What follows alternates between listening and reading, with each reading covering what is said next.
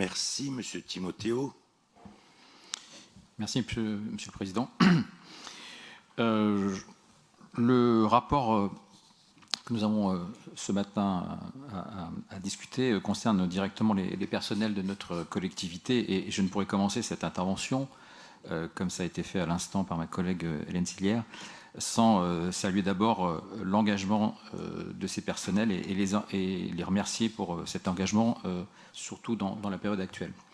Nous savons toutes et tous ici que nos agents ont été présents en 2020 sur tous les fronts, même au plus haut de la crise sanitaire, souvent dans des conditions d'exercice de leur mission extrêmement difficiles, quelle que soit leur catégorie et leur service. J'en reviens maintenant plus directement aux éléments du rapport. Nous avons pris bonne note d'une part du fait que le rapport social unique présenté pour 2020 est transitoire et que son contenu est incomplet. Il révèle même quelques petites erreurs que nous avons signalées au service, comme par exemple l'indication d'absence de document unique d'évaluation des risques professionnels, alors qu'il existe bel et bien, ou encore des décalages sur des chiffres entre ce RSU, ce rapport donc social unique, et le bilan social qui l'accompagne dans la délibération, par exemple sur l'âge des agents, la raison de départ, etc. Pour ce qui est maintenant du contenu et des éléments chiffrés qu'on y retrouve, je ne vais pas me hasarder à de grandes analyses sur la situation sur l'année 2020, car c'est une année, on l'a tous déjà rappelé, particulière, avec 2 confinements. Je ne vais pas non plus détailler ou commenter tous les tableaux de ce bilan.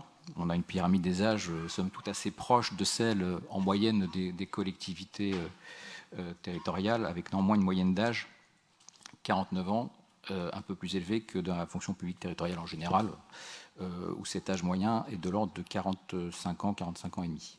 Une forte proportion d'agents de catégorie C, des effectifs très féminins, enfin des choses que nous savons toutes et tous ici. Néanmoins, quelques éléments complémentaires et des éléments de surprise pour ma part à la lecture de ce rapport. D'abord, une petite surprise sur le faible effectif d'apprentis qu'on retrouve dans le bilan social, 32 apprentis au regard de l'effectif global de la collectivité. Je trouve que c'est pas. Je pense qu'on pourrait faire un peu d'effort peut-être sur le sujet pour les prochaines années.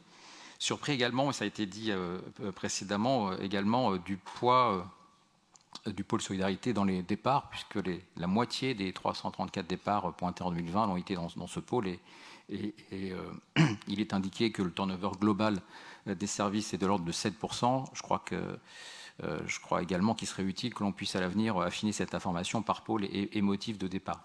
De manière générale, on note également un pourcentage d'absence pour congé longue maladie et longue durée non négligeable, puisqu'il représente plus du tiers des motifs d'absence. Je n'oublie pas non plus les 7% et demi que représentent les accidents de travail et de trajet et pour lesquels on aurait aimé dans le document, ou en tout cas dans son rapport qui l'accompagne peut-être, connaître les actions de prévention développées par le service prévention des risques professionnels en la matière. Sur un autre volet, je voudrais saluer le département et les efforts du département en ce qui concerne les travailleurs handicapés, puisque leur taux d'emploi se situe à peu près à 8%, je n'ai pas la décimale, mais dire 8%, contre 7% en moyenne pour la fonction publique territoriale, au regard d'une obligation d'emploi de 6%. Donc je salue cet effort et j'espère que nous serons tous ici unanimes pour inciter le département à poursuivre évidemment sur cette voie. Enfin, pour finir, il y a une chose que le bilan social ne mesure pas et qui est pourtant, me semble-t-il, essentielle.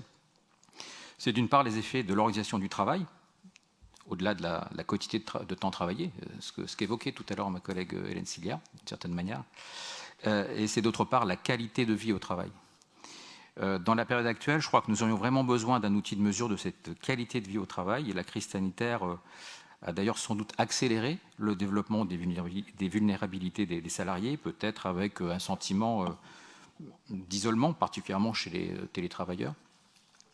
Outre cet isolement, on sait tous que les restrictions sanitaires ont également eu des conséquences sur la santé physique et psychique des salariés, et en l'espèce ici des agents du service public. Côté santé mentale, on sait également que la séquence Covid, confinement, a laissé des traces, indéniablement. Et il serait utile de les évaluer. Et tout ceci me fait dire qu'il serait certainement utile que le département mette en place je ne sais pas s'il faut l'appeler comme ça, mais on dirait un baromètre ou une enquête, quelque chose qui recense la qualité de vie au travail pour compléter les informations qui sont présentées dans ce rapport. Voilà, je vous remercie. Merci.